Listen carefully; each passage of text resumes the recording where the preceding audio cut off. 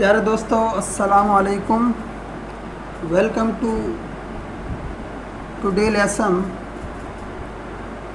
And welcome to my English expert YouTube channel.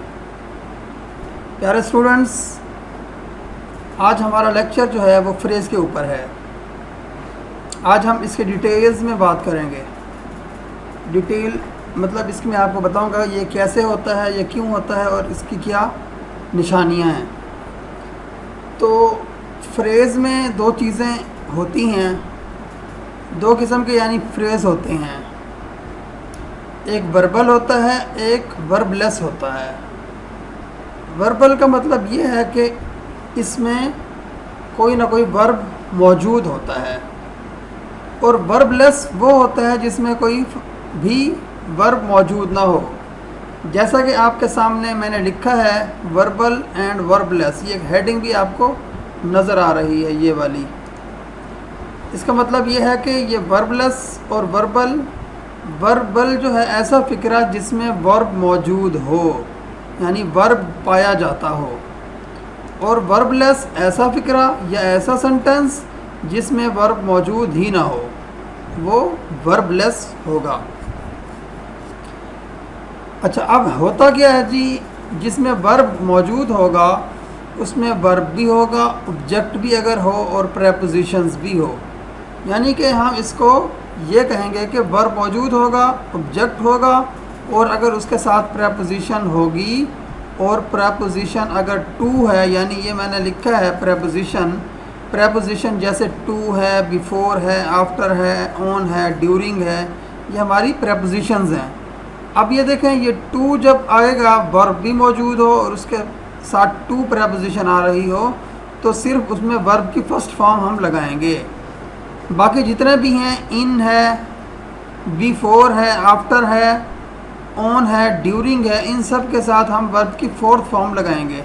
जैसे कि मैंने आपके सामने ये देखें, ये सिर्फ मेरी जो है टू के साथ जो है ना वर्ब की फर्स्ट फॉर्म है, बाकी सब के साथ वर्ब की सेकंड फॉर्म, फोर्थ फॉर्म है। ठीक है ना, ये आपने जहन में रखना है। अभी हम इसकी आगे चल के एक्सरसाइज करेंगे, प्रैक्टिस करेंगे, ताकि आपको चीज़ें जो हैं वो क्लियर हो जाएं। अब ऐसा फिक्र जिसमें वर्ब मौजूद ना हो, उसमें फिर क्या हो सकता है, उसमें चीज़, जगह या शख्स हो सकता है।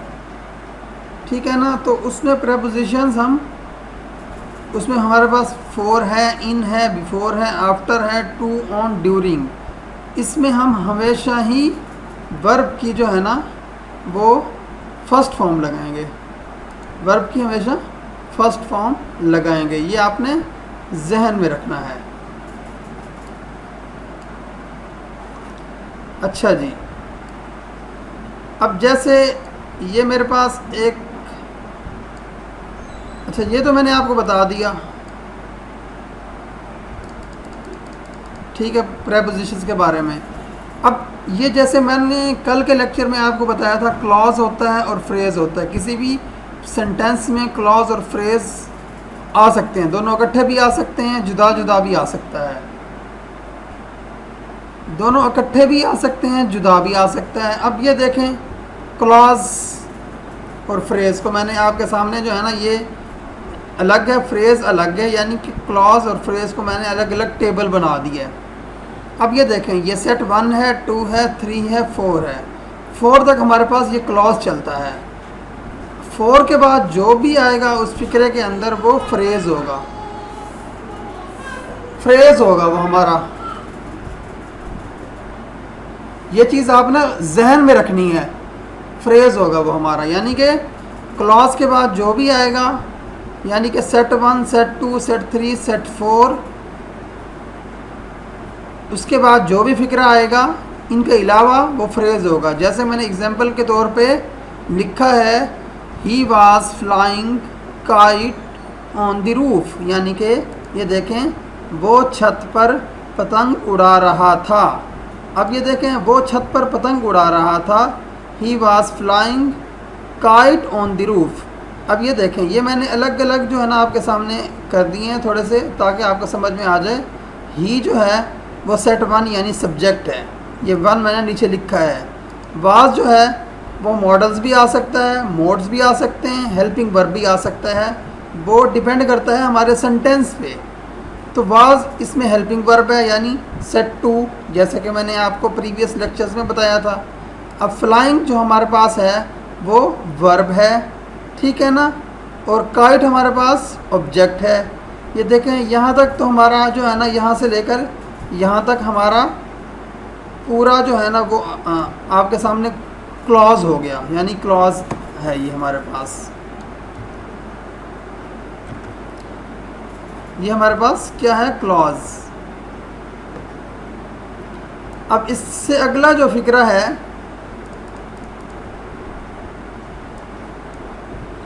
इससे अगला जो फिक्रा हमारे पास है, यानी कि छत पर, ये हमारे पास क्या चीज़ है, जी हाँ बिल्कुल, ये हमारे पास फ्रेज़ है। ये फ्रेज़ मैंने नीचे लिखा भी है, फ्रेज़।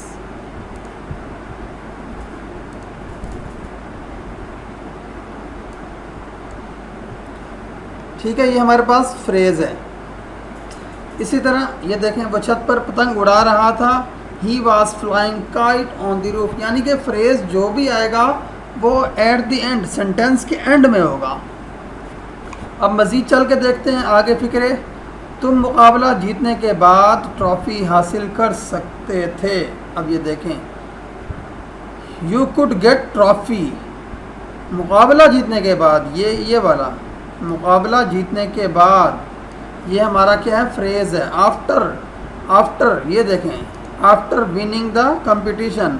अब आफ्टर विनिंग, ये आफ्टर हमारे पास एज अ प्रेपोजिशन इस्तेमाल कर रहे हैं, इसलिए हम फोर्थ फॉर्म इसमें इस्तेमाल करेंगे, चूँकि इसमें वर्ब मौजूद है, गेट।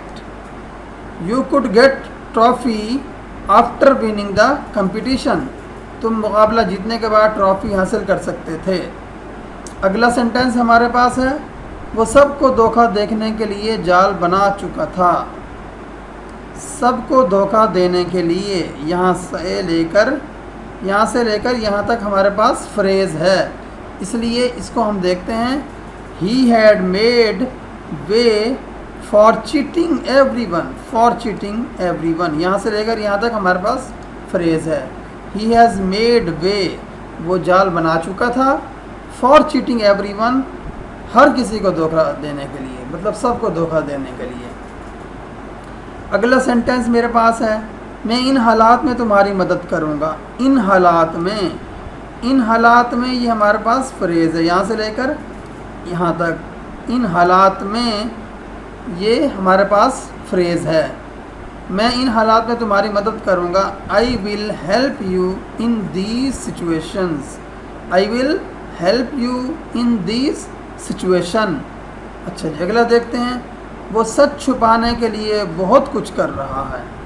अब ये देखें, सच छुपाने के लिए ये हमारे पास फ्रेज़ है।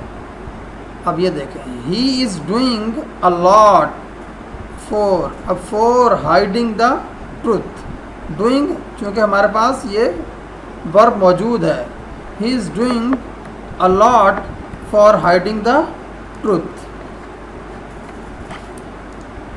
वो सच छुपाने के लिए बहुत कुछ कर रहा है। He is doing a lot for hiding the truth.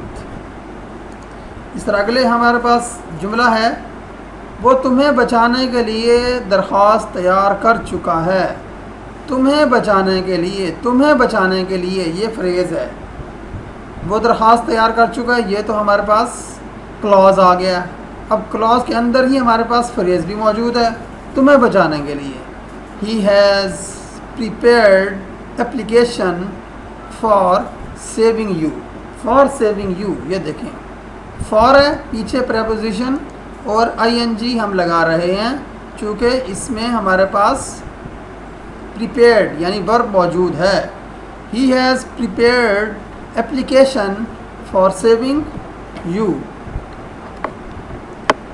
इसी तरह अगला सेंटेंस हमारे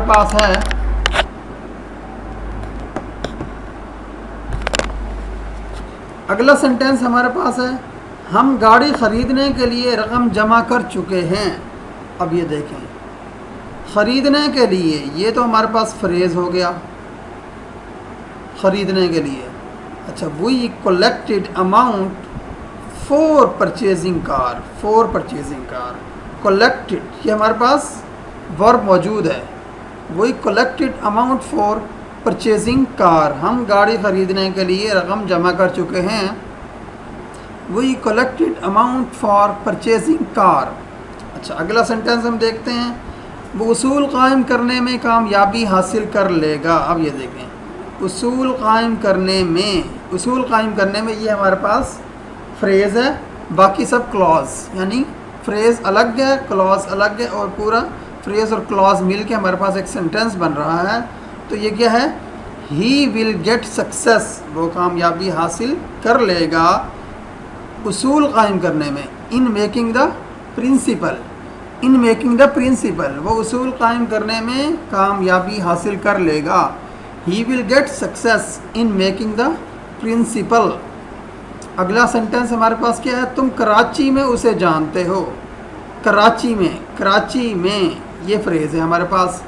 तुम उसे जानते हो, ये सेंटेंस हमारे पास क्लॉज है। कराची में ये फ्रेज़ है। You know him in Karachi, you know him in Karachi. अच्छा, अगला सेंटेंस हमारे पास क्या है? वो इख्तलाफात ख़त्म करने के लिए दस्तखत कर देगा। अब ये देखें, इख्तलाफात ख़त्म करने के लिए इख्तलाफात यहाँ से लेकर यहाँ तक, यहाँ से लेकर यहाँ तक इख्तलाफात ख़त्म करने के लिए ये हमारे पास फ्रेज़ है। He will sign for finishing the dispute, he will sign, वो दस्तखत कर देगा, फॉर फिनिशिंग द डिस्प्यूट, इख्तलाफात ख़त्म करने के लिए। प्यारे दोस्तों, आज का लेक्चर यहीं पे ख़त्म करते हैं। उम्मीद करता हूँ ये लेक्चर आपको भरपूर समझ में आया होगा। मैंने अपनी बहुत कोशिश की है कि आपको अच्छे तरीके से समझाऊँ, ताकि आपको अच्छे तरीके से समझ में आ जाए। तो इसी के साथ आज का लेक्चर ख़त्म करते हैं। इंशाअल्लाह कल एक नए लेक्चर के साथ हाज़िर होंगे। तब तक के लिए इजाज़त। Keep watching my YouTube channel English expert and share it with your friends and subscribe my channel. Thank you so much. Allah Hafiz.